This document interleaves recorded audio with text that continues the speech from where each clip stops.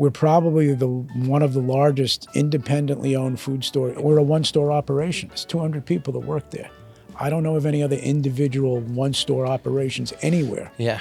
The buying power we used to have, you don't have as much anymore. It's just a whole different set of challenges. Hey, everybody. Welcome to Dan Loves to Chat.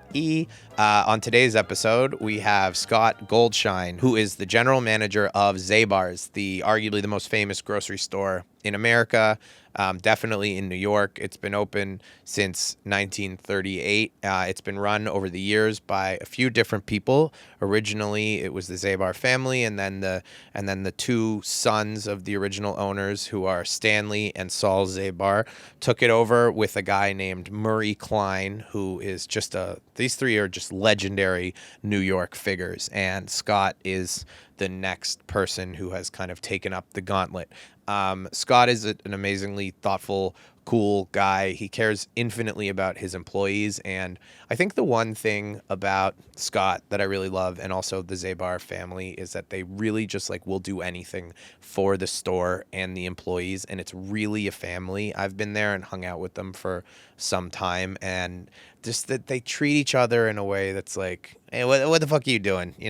Come here, give me a hug. They actually love each other. He actually cares about the people, and you don't see that often. And he's so driven to make the store as successful as possible, to give a home and to give work to these people that he really loves. And also, they've seen it all at Zabar's, and I think we get to some of that. We get to the history of Zabar's, and then to just some kooks that they have to deal with on a regular basis. And I hope you like this episode with Mr. Goldshine. If you do, please subscribe, and send it to a friend. And thank you so much for watching. Enjoy. Thank you, sir. This is your first pod? First pod? This is it. Wow. This is the first time. Yeah. Uh-oh. People are going to see you on this, and you're just going to... Oh, yeah. Now they're going to really see what a true asshole I really am. So this will be perfect. No, I was saying that you're going to get infinite... All the Jewish podcasts now, everything, you're going to get... It's swarmed. We want to know what it's like. That's okay. I need a second career, Yeah. It's fine. You have a second career. You're a music manager. Sort of, yeah. How did you end up at Zabar's at such a young age? And give me the spiel. So, my father and Stanley Zabar used to work together in a venture that was not related to Zabar's back in the early 70s.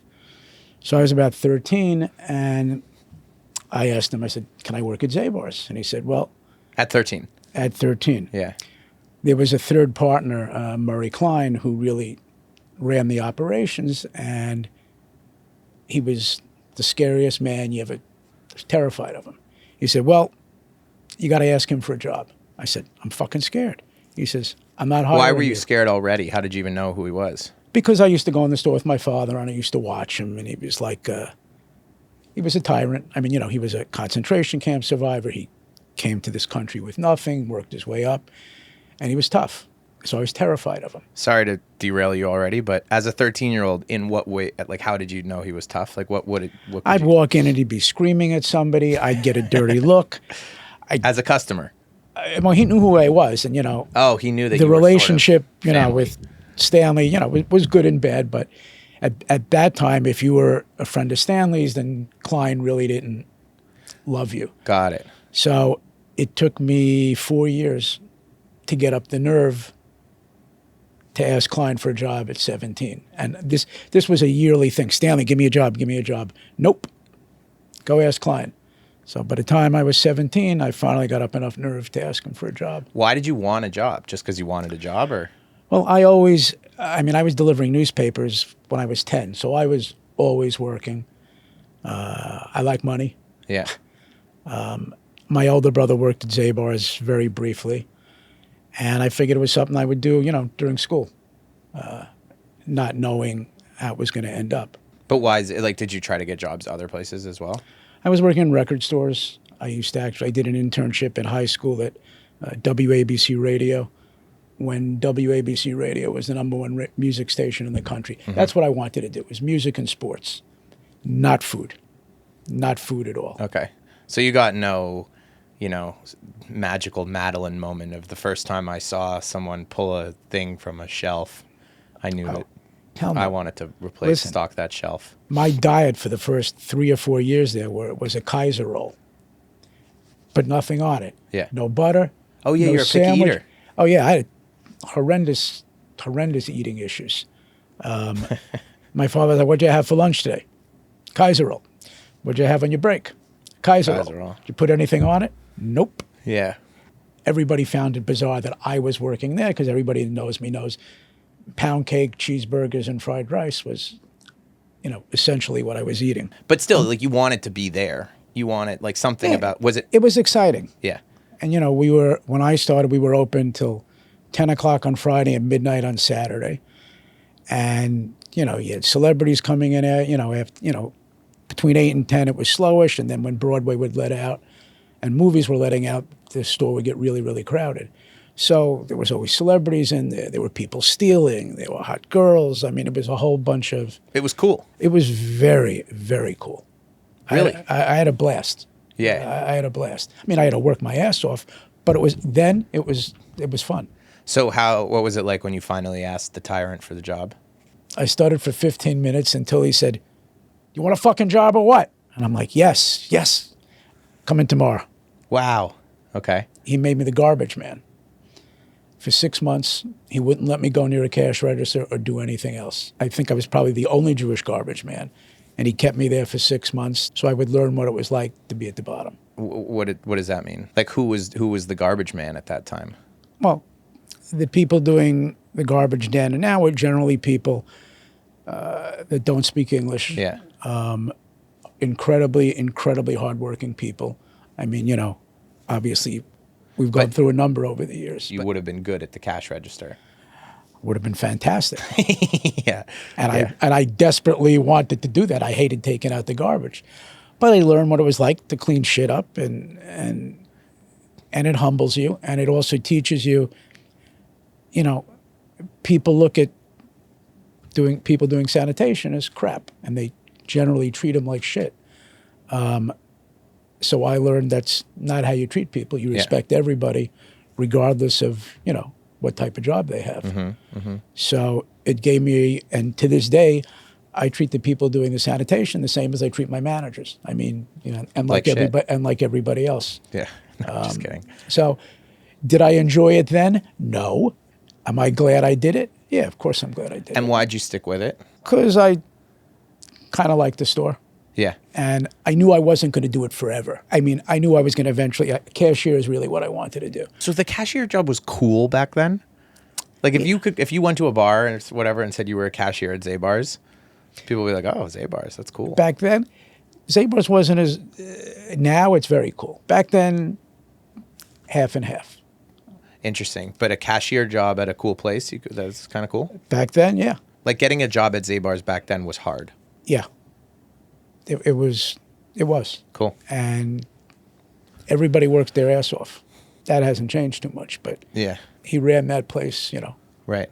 very, very, very, very tight ship. He's the reason that I've been there 49 years. I had never taken a sick day or a personal day until 6 years ago when I had a heart attack and I missed 5 days. Up until that point, because he would scream at me if I was sick, and he said, "You're coming into work no matter what." I passed out on the register once on a Saturday night because I kept telling him, I said, we only had 3 cash registers then. I said, "Look, I'm going to pass out. I feel like shit. Keep working." I said, "Seriously, I am going to pass out." And I eventually passed out. Well, I'm on the ground. He kicked me to wake me up. I went home. I came back the next day. "Next time you do that, you're fired." Wow. And from then until now, since the heart attack, I've never taken a sick day, ever. It doesn't mean I don't work sick. It doesn't mean I don't go home early, but I've never called out because I didn't feel well.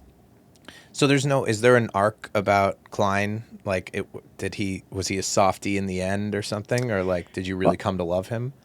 Yeah, I kind of realized at some point, the more he yelled at you, the more he loved you. And I got yelled at all day long. Yeah. All day long.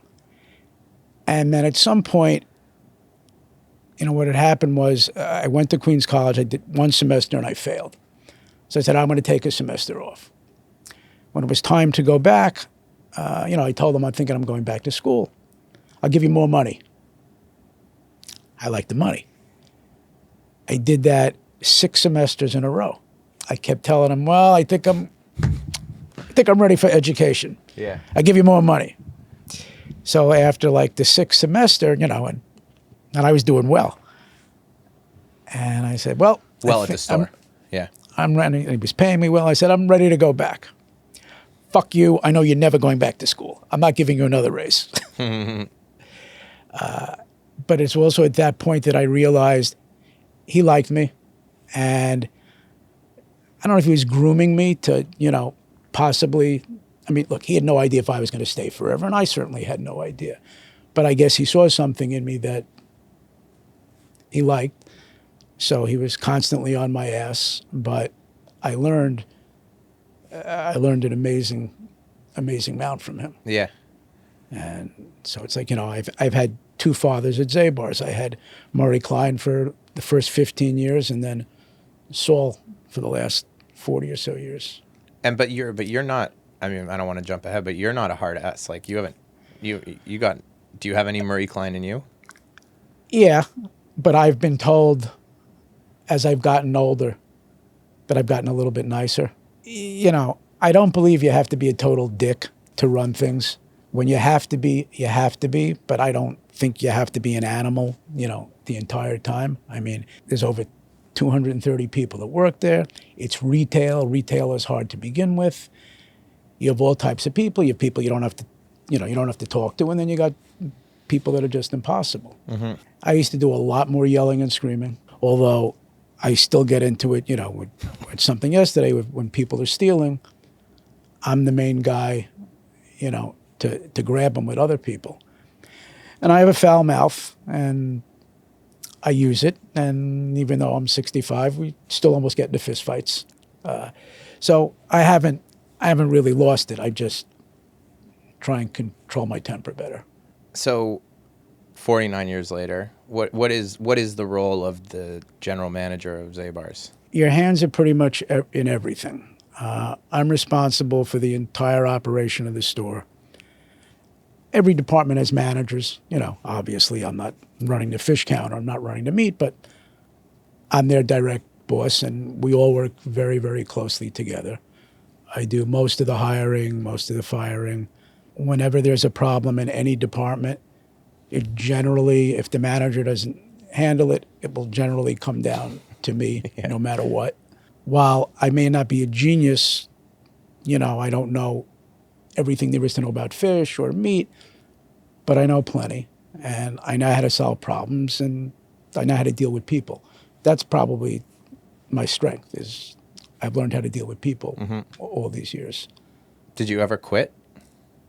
4 or 5 times. The first, I quit once with Murray Klein and about 4 times with Saul.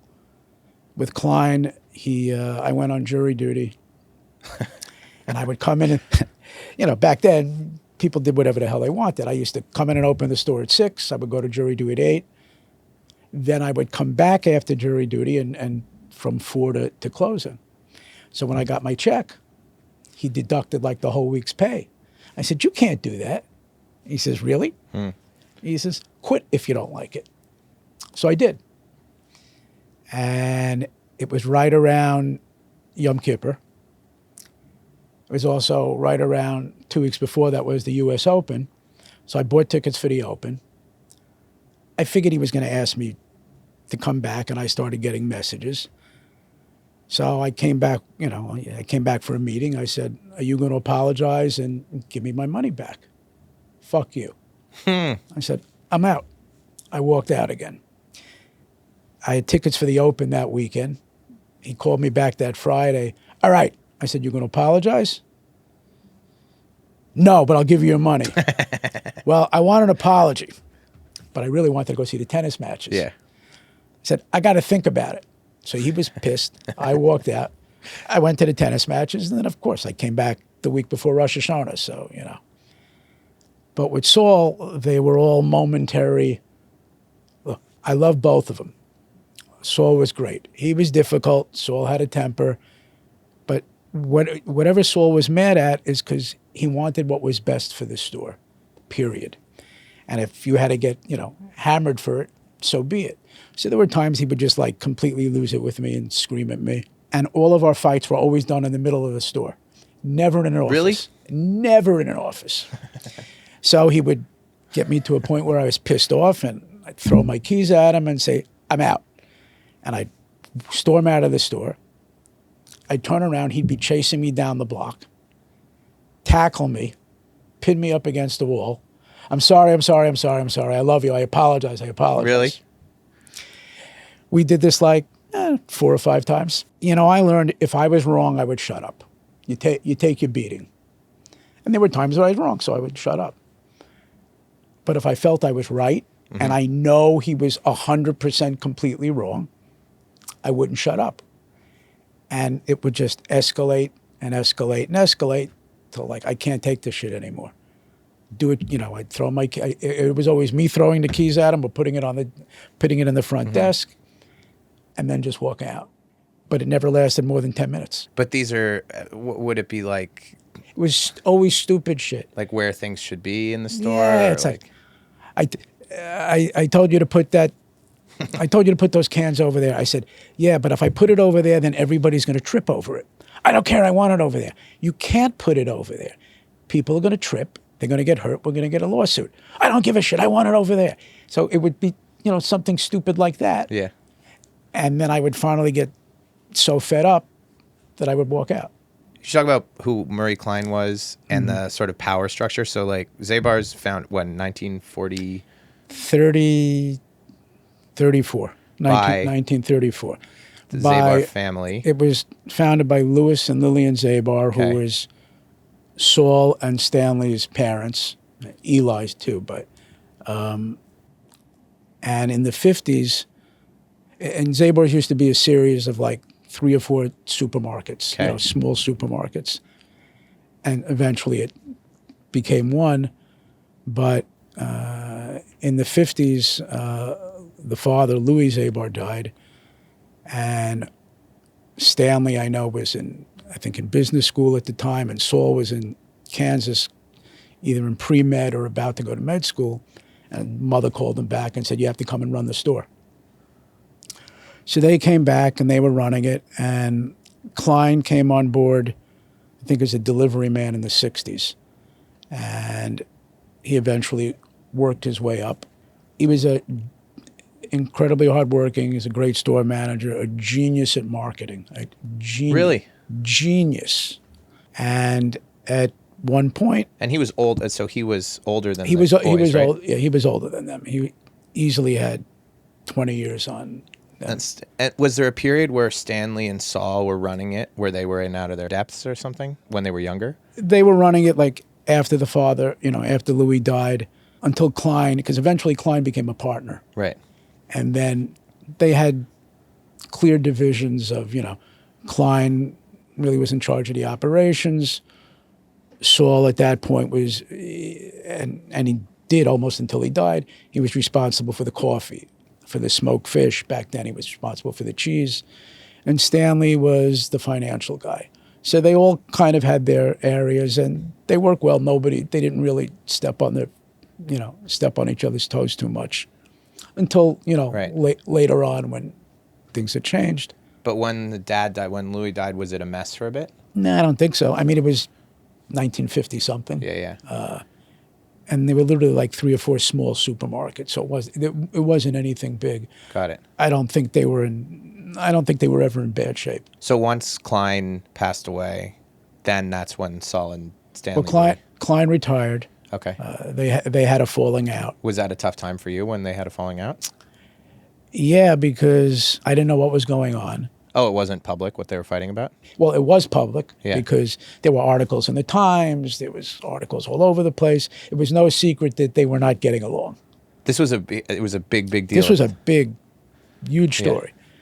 Yeah. There was a big article in New York Magazine. So it was no secret that they didn't get along. And I was kind of nervous because I was like Klein's boy.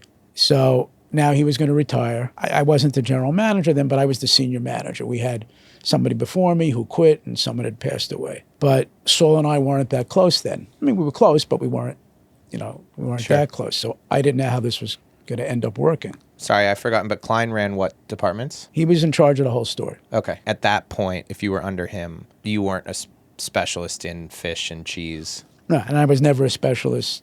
I always had a lot of general knowledge, but Okay. never, I'm never going to call myself an expert. Sure, but like, I'm just saying you were less familiar with the parts of the store that Saul was I running. was still running.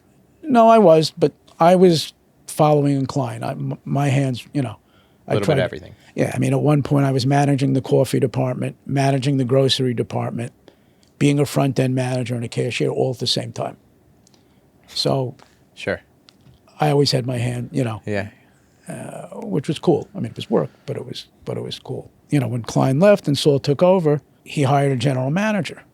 And I was pissed because I was assuming and hoping it was going to be me. And he hired one, didn't work out. Hired another one, it didn't work out. Klein was around and he would say, don't worry about it. It's going to be you. There's nobody else that can do this anyway. So after like the third or fourth, I went to Saul and I said, why aren't you giving me a chance? Yeah. He says, well, you're a nice guy. You're not smart enough and you have no leadership capabilities. Oh, nice. I said, thanks. So I cried. The tears were coming out in the office. I said, I'm going to prove you wrong one day. I didn't know when or if. Yeah. After that, he hired one more general manager who was about to do something phenomenally stupid. What was he doing? There was an oven that was $30,000 that he was literally going to break it was sort of broken, but not really, but I knew how to fix it. He said, I'm going to go do this. I said, no, if you do that, this is what's going to happen. You have to do this. You stay in the front and take care of the cashiers. Don't you worry about anything else. So I debated what to do. Do I let him break it or not? So I go to Saul and I said, he's going to go ruin that whole oven. Why? Because I told him what not to do. So why don't you go fix it? I said, he's my boss. He told me to go stay in the front with the girls. He shook his head. He says, just go fix it. Fired him and then... And did he ever say it to you that you were the GM now? No, he just shook his head. Yeah. He was like, go fix it and tell him to go see me in the office. And that was that was basically the way it happened. And why was Klein still around? He was retired. He would come in, So they shop. they would talk. It was all money, right? Like they were all percentages and stuff that they were fighting about? I mean, I never knew the Sure. the everything, but it's usually about money anyway. And, Klein wanted to get out. And I guess they were negotiating whatever the fair price was. Got it. Because there were times they all got along very well, and then there were times they didn't. It's kind of like a lot of business, relationships runs the course. Mm-hmm. But he used to come in and shop, and Would they hug? Sorry, I'm such a softie, but rarely. And it's funny because Saul was a very affectionate. Saul was a hugger. Stanley not as much, but every so often. But that would usually be like at the Christmas party when everybody was drunk. yeah. But did they have a makeup once Klein had left? Did they have after 10 years later? Would they sit and have coffee? And Nah, I mean, nah. no. I mean, Saul and Stanley were fine. They were brothers, but Yeah. Klein, he started coming in less and less, and he was glad. Yeah, he was glad that he was gone. And So then you were Saul's guy slowly. Did he ever tell you were smart? eventually, Really? years later, well, I kind of knew it, by him letting me do certain things and respecting some of the things that I said. And, we didn't always agree, which is fine because you never always, nobody agrees with everything. But it took a while, but I felt he was starting to, and still screaming at me and yelling and doing stupid shit all the time. But I also knew he was growing to respect me more and more. Yeah. He was like a father to me. We loved each other. We fought, but we both wanted the same thing. It was always about the store, always what would make it better. His compassion for the employees, which I've always had. He was always, look, we have the money and they don't. If we got to help them, you help them. Really? All the time. Was Klein like that too? It was a different time, and obviously business changes and things were different back then. But Klein was good. I mean, we all got paid. We all got paid well. Was Klein good to the sanitation workers as well? Oh yeah, He treated everyone equally. everybody respected him, but he didn't treat them any worse than anybody else. I mean, they got screamed at just like we got screamed at. He didn't discriminate. Because that not to jump too far ahead, but I feel like that being around Zabars and being around you, like I would say like that's sort of the most, that's the takeaway, is that it is a family, and like there aren't things like that anymore, but you actually care about the people. Absolutely. Like it stresses you out how much you care about the people. And it's true, because that is the thing. It's the employees that stress me out the most, but not because they're pains in the asses, but when they're fucking up in their personal lives or whatever. It's like, yeah. really, yeah. Look, I know most of their secrets, who's done what, who's had abortions, who's had, domestic violence, all kinds of stuff. And that's the stuff that stresses me out. Because got a lot of kids. Yeah, I mean, my wife and I have no kids of our own, but all those people became my kids. And it frustrates me when I can't help. I know there are things I can do to help, and when I can help somebody, always, always, always, always. But there are times you can't. And that's frustrating, but yeah, you just got to deal with it. So what would Saul say about the money? He would say, we have the money, they don't. Like if somebody needed a loan, because we still do, we loan money to employees, and we don't charge them. There's no interest. And he was always like, listen, it's a couple of $1,000s. We're not going to go bankrupt. It's going to change their life. They're going to be able to pay their rent, or they're going to be able to send medicine to families, in Dominican Republic and, and other countries. We're not going to go broke. They're going to pay you back, and you've changed their life. And I still, to this day, that's the same philosophy I have. But times have changed. You also learn you can't help everybody, and situations are different. But if I can help somebody, I help them. So did you grow to like Saul too, or did you always like him? I mean, look, in the beginning when he kept hiring general managers, Yeah. I was incredibly hurt. I never hated him, but I was really hurt. And even though, close friends of his, would tell me, you're going to have the job anyway. He's going to have to go through his motions. Stubbornness. Eventually it's going to be you. So at that period, I wasn't so happy with him. I never hated him, and we always liked each other. And then we became, look, I spent more time with him than almost anybody. We spent a lot of time together. We had a great relationship, but we fought, which is okay. I learned you can fight like hell with somebody and still love them. And that was us. But we didn't fight every day, but if we both believed in something, we'd fight each other until we came to a resolution. When he died, did you appreciate how much it seemed like it mattered to a lot of people? The outpouring of sympathy, the amount of people at the funeral, the customers that would come up to me, in the days after, crying hysterically. But you don't really know until, something like that happens afterwards. And even, the MTA on the 79th Street station, on both sides, they have 3 posters of Saul. They've never done that. I think the Franklin Street station for Aretha Franklin is the only other time they kind of did anything. And to this day, the posters are still up. And even now, I mean, I still get people almost every day, giving us condolences and things like that. It was sad. I mean, many of them came to the funeral. A lot of ex-employees came to the funeral. People that we fired came to the funeral. Really? Oh, yeah. Either people that I fired or he fired. But they all had such a, yeah, he was crazy and whatever, but they all had a lot of respect for him, and they loved him. And the day of the funeral, after they had the service, and we were on the way to the cemetery, we had the limos and the hearse drive by the store. And I said, look, you guys can come outside, do whatever you want to do. They said, what about the customers? I said, I don't give a shit. Everybody come outside. The customers will sit there for 5 minutes. Some of them will steal and some of them won't. Everybody came outside. Everybody came outside and clapped when the hearse drove by really slow. And everybody gave him like a standing ovation. All of Broadway from 79th, from 80th to 81st were just packed with employees and like saluting him. That was pretty impressive. Yeah. That was pretty impressive.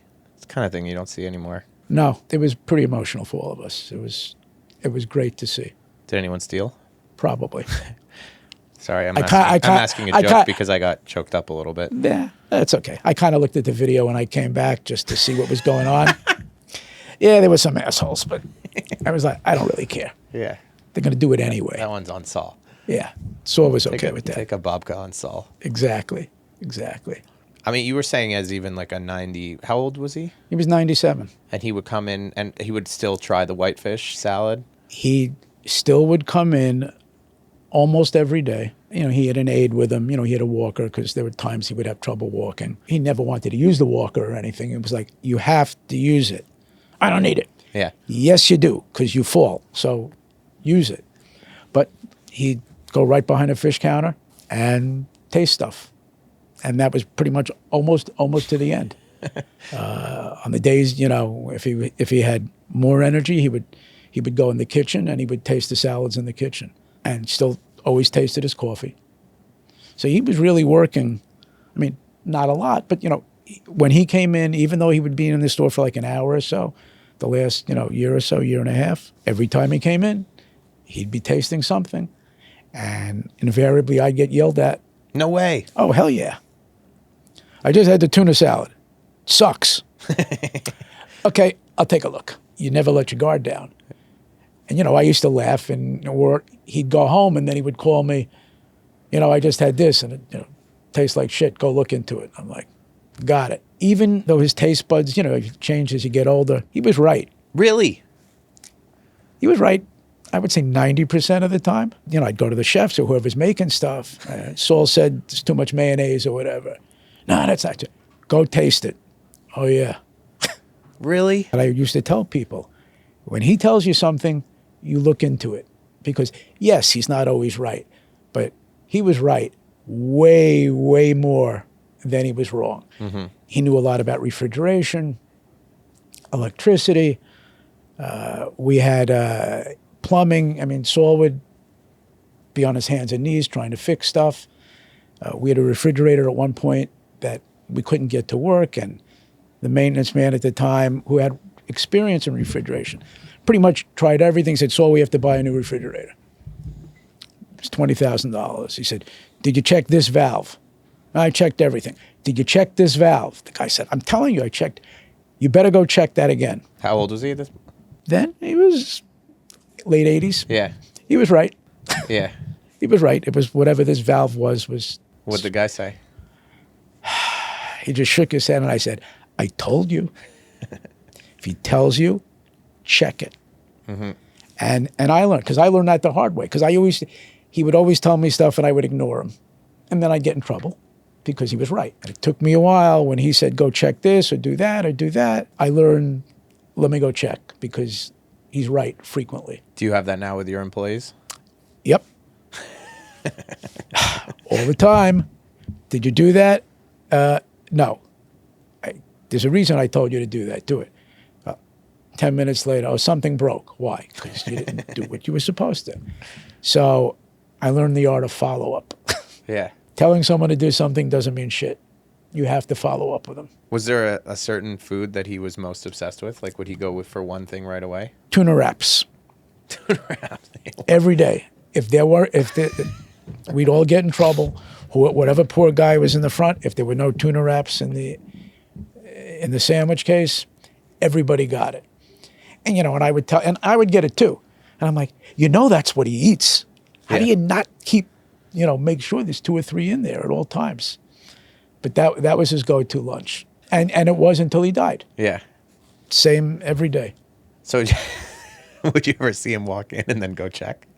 Go see Sometimes. Yeah. And if there wasn't, sometimes I'd go up to the office and leave the other managers in the front because I knew they were going to get it. So first they would get it, and then I would get called on the intercom. You know, I just came in. Oh, yeah, I saw you. I had to go upstairs. You know, there was no tuna sandwiches. Oh, I didn't know that. Did you tell the guys? Yeah, I told the guys. I said, okay, I'll talk to them. but I already knew. I just didn't want to get beat up downstairs. That's all. Are there tuna wraps there right now, you think? Damn right. Yeah. All the time. All the time, no matter what. What did it feel like when you became the guy? Like, when do you feel like... Everybody's jobs has basically stayed the same. I mean, as he got older, I was doing more, but that hasn't changed. But we miss him every day. Yeah. And it just sounds like it never felt like, in every part of your job there, it never felt like there was any clear-cut delineations. Things just sort of move slowly, right? Yeah. I mean, we all worked together. We all shared stuff. And none of us ever could picture a world where Saul and or Stanley are not there. Yeah. And look, I'm there 49 years. I never had a day where there wasn't Saul and Stanley there. And now there isn't. I mean, Stanley's around, but Saul is not. And it's still weird. I mean, sometimes I have moments a month or so after he passed away. His daughter Annie has been working in the store for the last couple of years, and she and Stanley's son David are more or less probably going to be the owners and running things. And I had not, usually Saul and I would bullshit in his office all the time. He'd sit at his desk and I'd sit on the other side. And that was constant. So I'd gone up there and Annie happened to be sitting at the desk, and I sat down, I wanted to tell her something, and I just started to cry. Because I'm like, I haven't sat in this chair since he died. And I'm looking at you sitting in his chair, and I said, I can't talk to you now. I said, I'll tell you later. And I walked away. So we still, we still have those moments. Maybe one day you'll bullshit with her. Oh, Annie and I are very close. Yeah. She usually sits, she's got a desk right next to her dad's. So she'll sit in both places. You're not ready to bullshit at that table set up yet. Nobody bullshit like me and Saul. What was? Because we would talk about everything. Yeah. Politics, sex, people, movies. Did he like music like you do? He liked classical music. Okay. A lot. He loved movies. It was a running joke. I need stuff to watch at home. Ask Jackie. That's my wife. So I have to call Jackie. I said, look, you need to make me a list of what's on Netflix and Prime or whatever. So I'd give him a list of 10 or 15 movies. But Saul had very specific tastes. Not big on sex, not big on a lot of violence, not big on a lot of cursing, not a lot of blood, no horror. So, you got to find certain types of love stories or certain comedies or political movies he liked. And sometimes he would just call my wife direct. I said, why don't you call it? Stop bothering me. Yeah. And he'd call Jackie and say, Jackie, I need some movies. And we'd write him a list and give it to him. And some of them he would watch. If he liked something, he would watch it like 5 and 6. Really? And there was a TV show called Doc Martin, a British TV show about a doctor from London who moved to a small town in London, and nasty personality. Saul must have watched that show 20 times. Jackie has watched it 20 times. No way. And every time we would talk about TV and movies, Saul would say, you ever see the show Doc Martin? Like, yeah. Would he ever get mad if you recommended something that sucked? No. No. Okay. No. But sometimes I knew he would like it, and he would turn it off in 5 minutes. And Saul used to walk out of the movies. We'd go to, he'd go to a screening or something, and if he didn't like it, Saul would get up and leave. Yeah. They did a movie about Banksy, HBO, that Saul and I were in. So, we went to the premiere, and they gave Saul, perfect seat right in the middle. We were about halfway through the movie. So he was getting restless, his wife, and he's getting bored. When are we coming up? I'm like, shh. Yeah. So finally, our scene comes, it's over. He gets up, Yeah. walks out. That was Saul. He was done. Yeah. He saw what he had to see. He didn't care. He'd go to Broadway shows. Leave. Same thing. If he didn't like it, he'd get up and leave. He had no patience for that stuff. When you would bullshit for a long time, how would that end? Would he be like, we got to get back to work? Usually me, or sometimes, I'd get called for, usually there would be a problem. Or sometimes I'm like, we're here an hour. You know I do have other shit to do. Yeah. Okay, go ahead. Would you guys talk about customers? Oh, yeah. The customers are the best part of the store. The characters that we've had. I used to get called up to the office. He'd say, come up to the office a minute. And he had a friend who was a cardiologist, but he liked to get flu shots. So I'd come into the office, roll up your sleeve. I said, for what? And he'd just give me a shot. I'm like, what the hell did you just do? Oh, that's a flu shot. Stuff like that. Yeah. I mean, Yeah. it's really, it was cool. It was just. What about crazy customers? Was there anyone that he found like particularly annoying? Yeah. We all find a bunch of them annoying, but there was a guy years ago. His name was Lou Polikoff. We used to call him Mr. Natural. He was an older guy. He was in his 70s. He used to roller skate up and down Broadway, screaming about revolution. Yeah. And he'd come in the store and he'd make a lot of noise. And I was really the only person that can, I'm like, Lou, shut up. Okay, I'm sorry.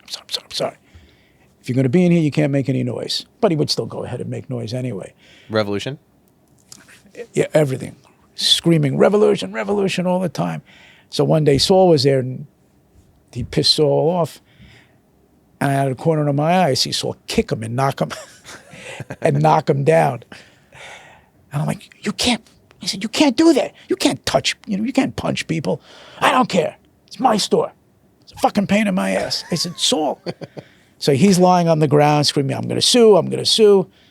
So I whispered to him, I said, you ever want to come in here again? Yeah. Get out. No sue. Yeah. He loved the store. He left. Was he back. rollerblading? He was in the back store? another day. Yeah, he rollerbladed right outside. Is there any, you got any other ones? Who are the legendary I have. nuisances? God. I got called once. We have a cafe. Said, you have to come to the cafe immediately. Now, we have people stealing all the time and doing all kinds of stuff. So I'm like, what? So I go running into the cafe, and everybody's like standing there, and they're looking at a guy that's sitting at the counter in the back.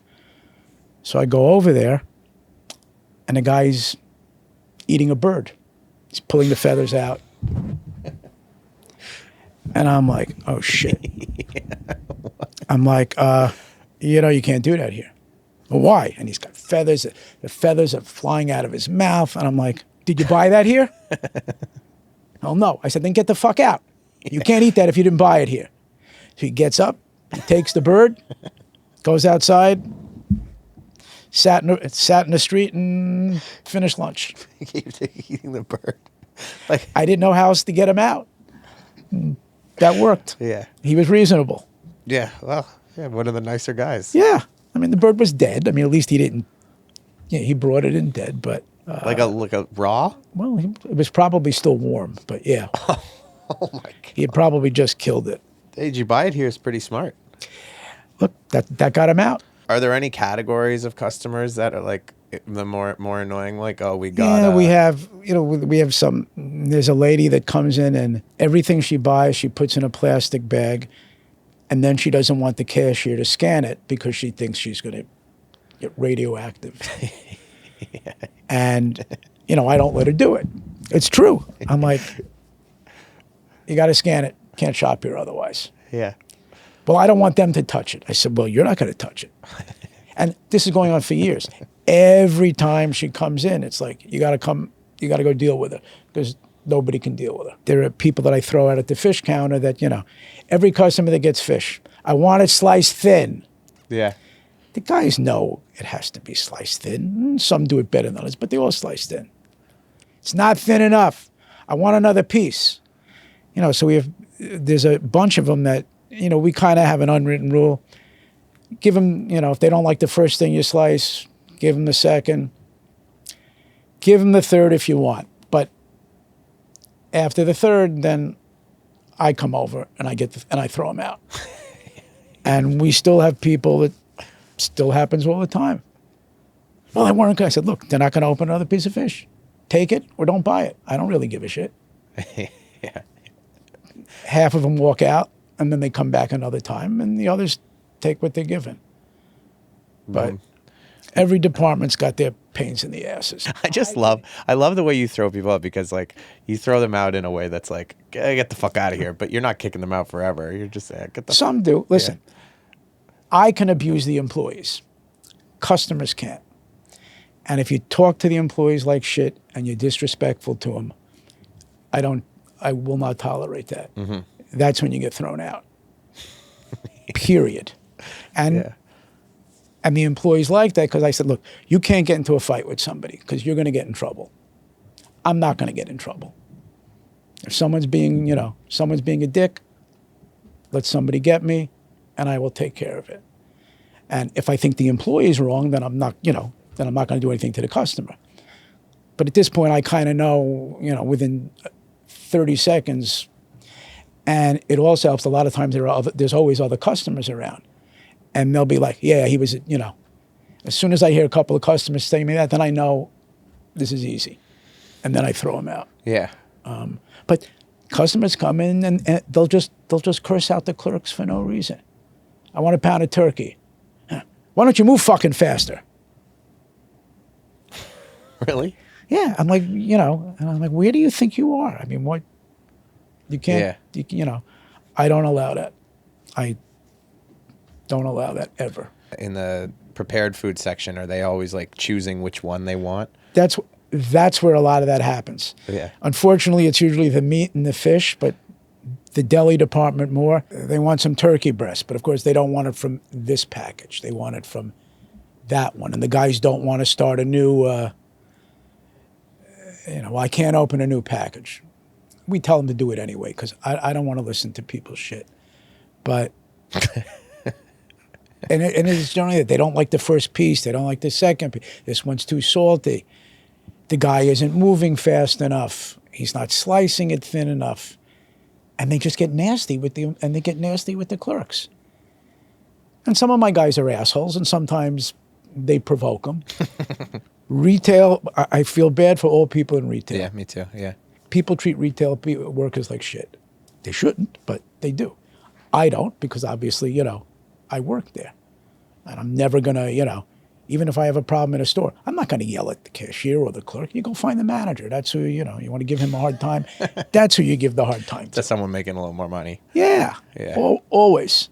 What are the weirdest requests you get at the counters? Even when I was there that one day for a long time, there was the lady who came all the way in from Boston for tongue. I thought she was going to be a superstar after that. She was. For quite a while she was, yeah. That was hysterical. And it's a good thing we weren't doing that now because you can't get tongue right now. I don't know why. No supplier has tongue. I mean, I don't know. Are they raising cows without tongues? I don't understand it. Hebrew National stopped making. So that lady would be severely disappointed if she was coming in now. Yeah. What's it like putting products on the shelves? Like, what are the things that probably like people wouldn't know about how to stock the store and distributors and all that? When I buy stuff, if someone's showing me something, the first thing I think of is how much do I think I can sell it for? Because it could be the greatest thing in the world, and if it's too expensive, you don't buy it. I'm amazed at the amount of people that start companies that spend all this money and they're proud of their product, and it's the worst fucking label you ever saw in your life, and it's like, how much did you spend on develop? Oh, we spent $100,000 with a marketing. I said, this is the worst label. First of all, your name is spelt wrong. The ingredients, I mean, basic stuff. That's always stuff that stuff that still amazes me to this day. Are you more likely to give something new a try and give it a couple weeks, see if it sells? Oh, yeah. Or are you pretty conservative with trying new stuff? No, it's a little bit harder now. Years ago, there weren't, you didn't have the Whole Foods. You didn't have a lot of the other gourmet stores. So people used to come to us and, if they got it in the Zabars, they were successful. Because if they can then go to 20 other stores and say, Zabars is selling this. They picked it up. Now, everybody's everywhere. Yeah. So it's hard to get exclusives and, things like that. And now the people that try and do that, it's usually like expensive olive oil or vinegar makers. They come and they're desperate to get it into the store. I've always loved always loved giving people a shot. And, you know, sometimes you're right. I got a great story of years ago, Daniel Lubetsky, who, well, eventually he ended up finding Kind Bar. Yeah. And he's on Shark Tank Shark now. Tank, yeah. But his first venture was something called Moshe and Ali's. It was a pesto sauce and things like that was made over in Israel with Israel and Palestinians working together. This was before all the shit happened. And he walked in. I was his first customer. Saul basically threw him out. I said, come on. I said, just fix this and bring it and we'll sell it. So, and he did very well for a while until whatever happened in Israel blew it up. This is, 20 years ago at least. After that, he and I were always friends, so he'd have different ventures. And most of them were not successful, all food related. And then one day he came in with Kind, and I'm like, oh, this looks pretty good. He says, yeah, I think so too. Obviously, he had no idea it was going to become what it became. And he became a billionaire. But he'd had some flops. It took him, oh yeah. There was 3 or 4 other things before that were no good. So you were one of the first places to sell the Kind bars? Yeah. I'm sure we weren't the first, but he would always, he'd always come to me, what do you think it is? What do you think of that? If we're friends, I've obviously met a lot of people over the years. If I have a relationship with you, I'm always going to give you a shot, no matter what. I may tell you the product sucks, but I'm still going to put it on the shelf because we're friends. Yeah. And we'll see what happens. But so it didn't matter what he would bring. I would always sell it no matter what. And to this day, I still do that with people. How do you differentiate in this world where everyone has everything? It's really hard now. The main question I ask is, who else is selling it around here? If you're going to tell me it's at, ShopRite and Fairway and this and that, A, you don't need me, and B, they're going to probably sell it cheaper anyway. So are you shrinking those areas of the store where everyone has everything you can get on Amazon anyway? That's been a problem. We don't do the same amount of business in grocery as, which is all the canned stuff, preserves, things like that. That business has shrunk over the years because between Fresh Direct, Amazon, and all the other, the chains that are out there, you can get pretty much anything everywhere. Even the expensive oils, you don't really see them so much in supermarkets, but, you can go to Italy and they have, 75 Italian oils for $50 a piece that no one's ever heard of. People don't know you guys, Zabar's was like one of the first places to have olive oil, right? We were really one of the first gourmet market. It was us, Balducci. For years, it was us, Balducci's, and Dean and DeLucas. And neither of them are in business anymore. Yeah. We were really at the pioneers of, gourmet food and prepared food and things like that. I mean, we were way ahead of the curve with coffee. I mean, Saul was the coffee, there was no Starbucks. There was no gourmet coffee. Zabar's really was, was really the first before everybody else. Are there any parts of the business that have grown in the last, 10, 15 years? The mail order business has grown tremendously in the last 20 years. That's now a third of I would say a quarter to a third of the business. We ship food and gift baskets all over the country. People want, if they grew up in New York or they shopped at Zabar's and they live someplace else, the fact that they can get something the next day is huge. Yeah. Is huge. One of the things that I feel like is sort of magic about Zabar's is the lore is that Zabar's, like, as a business now, kind of breaks even. But it stays alive because you love the people and you care so much about the people and they own the lands and stuff, so it can. I mean, and it stays alive because people love it and it's so important to so many people. That's somewhat true. I mean, we've been there a long time. We're an institution. We're in every single New York guidebook. Yeah. We're in every Japanese guidebook. I've probably been on Japanese TV more than anything. They love us. We work very, very, very hard. There's a lot more competition. Yeah. You can get locked someplace else. It might not be the same, but oh, I don't want to go across town, or, So we still work very, very hard every day to keep the quality what it is, to keep the family atmosphere what it is, to keep the culture, which is why, the Zabar family is, still very actively involved, and we want to keep things going. But it's a lot harder. I think in a lot of business, everyone seems to be working harder and making less money. Yeah. Still making money, but you're not, Thank God that there's still value in brands. Like, there's still value in the name, and the name and the familial atmosphere will bring people in alone. But absolutely, and that's why, it's important. I'm glad that, there's 3 children that are involved. Aaron and Annie, who are Saul's children, and David Zabar, who's Stanley's.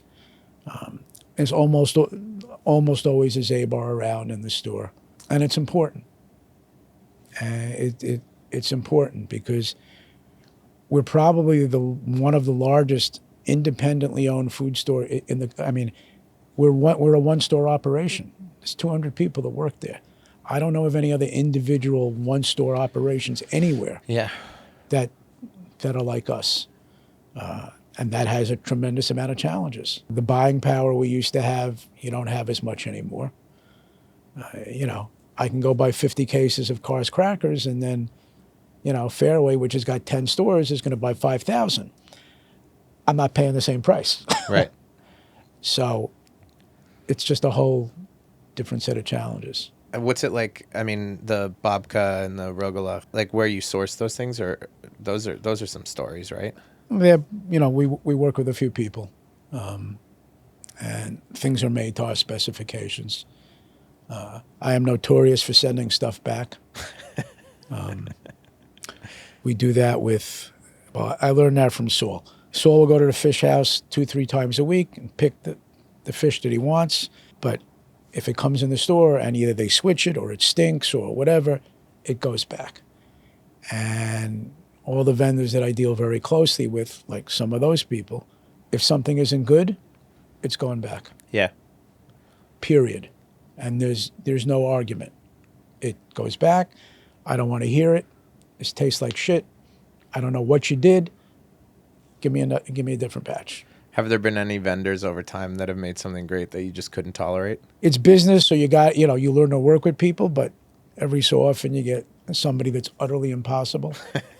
You can't deal with them. I'm about to cut out a certain bakery that shall remain nameless because their accounting, every week they keep saying we owe them, money, and we don't. And they keep going through bookkeepers, and it's just becoming impossible to deal with. So I don't want to deal with them anymore. So there'll be a certain bakery that will be gone. Is the legendary story of the caviar slashing, is that a true story? That was Murray Klein. God, this is the early 80s. Macy's used to have also selling gourmet food. So we got into a price war with Macy's. But back then, we used to buy the original tins of caviar, and then we would go repack it ourselves. And if we were selling beluga for $200, Macy's would put an ad for $195. Mm-hmm. And Klein loved the fight and would never lose. So if they were $195, we went down to $190. Macy's would go down another $5. At one point, we were probably selling beluga. We were losing money, and that's when Macy's finally quit. But every time they dropped it, Klein would drop it, and we're like, you do realize you're selling it below cost. I don't give a shit. You know how much caviar we're selling? And I want to put Macy's out of business anyway. Okay. And they lost. They said, we're not going to, this is stupid. We're just losing money all the time. So but that was a very, very real thing. There was a big editorial in the Times about it. And that was a lot of fun. Yeah? Oh yeah, that was great. I loved that stuff. Listen, years ago, when Cuisinart first came out, Cuisinart would only sell to certain people, and you could only sell it at a certain price. So when Klein got a hold of Cuisinart's, he wasn't going to sell it for what they wanted. He knocked it off by $25. And course, we sold out immediately. Cuisinart wouldn't sell us, so we sued. And Klein was just giving people rain checks, and he gave out like 5,000 rain checks. The suit eventually got settled, and Cuisinart had to honor. They gave us 5,000 machines. I stood outside. We had 2 tractor trailers, and people would just come up with a check, give them because we made them pay first. Yeah. Give everybody a machine. That's so fun. It was great. I miss that. There's stuff that we could do then that you couldn't do now. I got a call on a Saturday morning once from somebody that was working for George Bush when he was president, and he was in Kennebunkport, and there was some affair, and the caterer crapped out. Can I get him food? I said, I'm in New York. I said, first of all, when is this? Oh, it's at 4 o'clock today. I said, are you insane? Yeah, but we really want, I said, look, you got money? I said, I'll take your order. I'm going to put a kid on a shuttle. Back then, there was the Eastern Airlines had a shuttle every hour to Boston. You're going to pay for the airfare.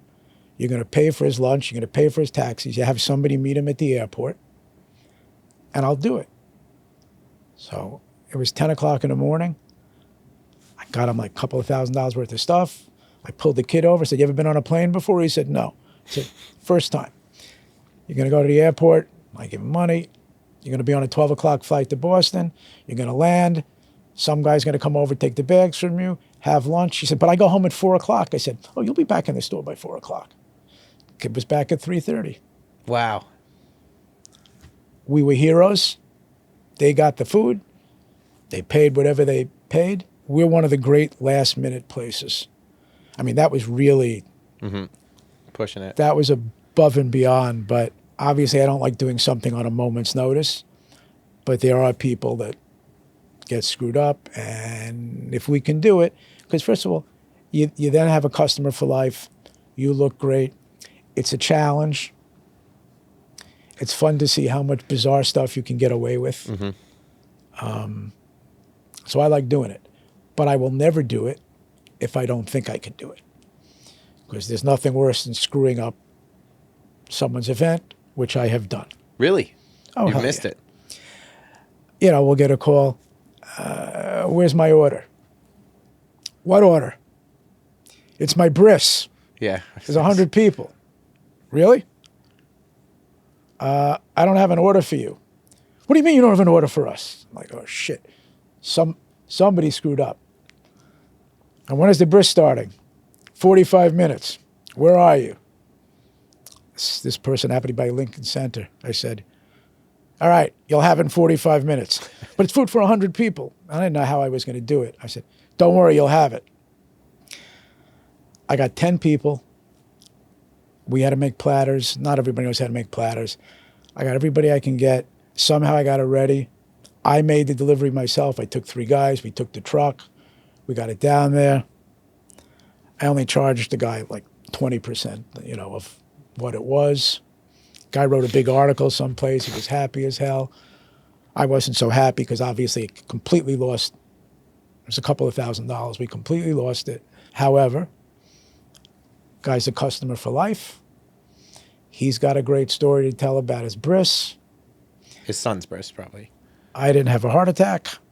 We were able to do it, but that does happen. Yeah. And it's got to happen in the food business, it's got to happen. Obviously, you don't want it to happen a lot, but to me, that is... Flexibility. That's the absolute worst of all the things that go wrong. When someone's calling for an order that we don't have, that's potentially disastrous. And there are times I couldn't do anything. And that sucks. Yeah. It's bad business, too. When you say, last thing about Klein, when you say Murray Klein was a marketing genius, why was he such a genius? Well, with the thing with Cuisinart, the thing with... He was... Back then, there was a closeout business where, people would come to you with stuff and, I'm stuck with this. Not so much anymore because a lot of us people have gone out of business from doing that. But I remember somebody coming to us with Nestle's chocolate, but European Nestle's chocolate. So it was way, way better. And somebody got stuck, and it was like, and we're talking 45 years ago, it was like $50,000 worth of chocolate. Yeah. Klein said, I'll take it all. So it was, at cost, it was 50. The retail would have been like 100, 150. The guy was desperate to get rid of it. He says, all right, so it's 50,000. If you can give me 35, I'll let you have it. Klein said, I'll give it to you for 5. I was like, what? He says, I'll give you $5,000 out of my pocket right now, and you can drop everything here, and you never have to worry about this crap again. That's a genius. The guy did it. The guy did it. I sold that chocolate for 6 months. We made a tremendous, tremendous profit. Stuff like that. Yeah. He liked causing a commotion. He loved, being a troublemaker. And that stuff you can't do as much anymore. No, a lot of the businesses have changed. Now people, the days of someone coming to me, I got 100 cases of Panettone, somebody crapped out. Now, they want you to pay. They want you to pay for the order before you order it. So these people don't want to get stuck with it anymore. Yeah. When Balducci's went out of business, I went to a warehouse by Citi Field, and it was like, it's like fantasy world. They're just buying stuff left and right because they screwed up. But you don't get too much of that anymore. Now everything's kind of normalized, or like the internet kind of has standardized everything. Yeah, and there's other ways, right? And there's other ways to get rid of stuff. The internet. Everybody puts stuff on Amazon. Right. We don't. Was Klein good at this sounds so mundane, but things like, offering 2-for-1s on the right day, or is that things that... Yeah, well, we still, we have a bread sale every night at 5 o'clock. No, at 6 o'clock. But what happens is I now have a whole community of people that start lining up at 5 o'clock at the bread counter. The line goes all the way around to the coffee department. We always have stuff left to sell, but they won't buy anything until it goes on sale. And they'll just sit there, and I'll walk over to the bread, and I'm like, I see the 2 guys at the bread just standing there, doing nothing. I'm like, you have a line going, yeah, but they're waiting for the sale. They won't buy anything. And if I decide not to put them on sale one night, it's like a riot. And when I do that, it's usually because we don't have that much, so I don't feel the need to do it. But you see 35 people just start yelling and screaming at the same time. So that has become a problem. Really? Oh, yeah. I got to start making rules, because there are people, there's someone will come in, if there's, 20 croissants left, they'll buy all 20. And everybody else that's in back of them are stuck. And, they're pissed because it's not fair. So, sometimes we got to go put limits on it, or they want to go play let's make a deal with the clerks. Well, if I take them all, will you only charge me, X amount? And it's like, no. So really, 5 p.m. tonight, 5:30, there'll be a line of people tonight? Going in tonight. Every single night, without fail. Yeah. It's good in that I get to get rid of all this crap, and I'd like to think that they buy other things in the store for full price. So, it's a win-win. That's not always the case. There are a bunch of them that just come for that. And, look, we see the same people in the store 7 days a week. All right, I got to let you go. I want to say I appreciate what you do. I appreciate, it's so important for a thing. Nothing is there anymore in the world. Nothing is still there. You look at all these images of any street in New York, and it's like... Look, we're a survivor. Almost no stores are left on Broadway than when I started. Yeah. And, we're still trying to stay relevant. We've been doing comedy shows up in the housewares after we close, which is something that never would have happened if Saul was still running it. We never could have gotten away with that. But, now the new trick is you got to stay relevant. And social media, doing stuff like that. You got to hire teenagers. Yeah, I know. Anybody that does I need someone to do good TikTok. You definitely do. And you could do it. Not everywhere could do it, but you guys could do it. No, I know. And I You need need somebody. you need the trend to go viral about like because even at Starbucks sometimes like it'll go viral on TikTok like here's the frap to get. I know. Ask for 2 extra pumps of this. It can be the dumbest shit, but like someone's bagel needs to go viral or something. Yeah. Listen, The problem with that though is let's say someone goes viral on TikTok for like, the John bagel or whatever. Ask Right. for this, ask for this. The problem is then you'll get thousands of people coming in and they'll just get that one specific thing and leave. And it can be annoying, but it's helpful it for can, the brand. but You'll take it. I'll take that. Yeah. I'll take that in 2 seconds. Yeah. We'll figure something else out to do. I appreciate you coming in. Thank you. It's always a joy to spend time with you. And, Thanks. This was a lot of fun. Yeah. Come and shoot the shit anytime. Anytime you want, I'm back. Well, I should say that like one of the things I think about in terms of feeling guilty about holding you here is that you're very famous for still being on the floor every day. You say, like, I remember when I first met you, you said lunch that you make sure at the busiest times that you're actually on the floor. True. Except I'm off today. Hey! I figured this was going to take some time, so I said, let me just do it on my day off. Wow. This way, I don't feel like I have to get back. You don't feel rushed. I don't feel rushed. Klein would have been pissed off at you. Never would have let me do it. What are you doing a podcast? Well, there wasn't podcasts back then, but I know. this never would have happened.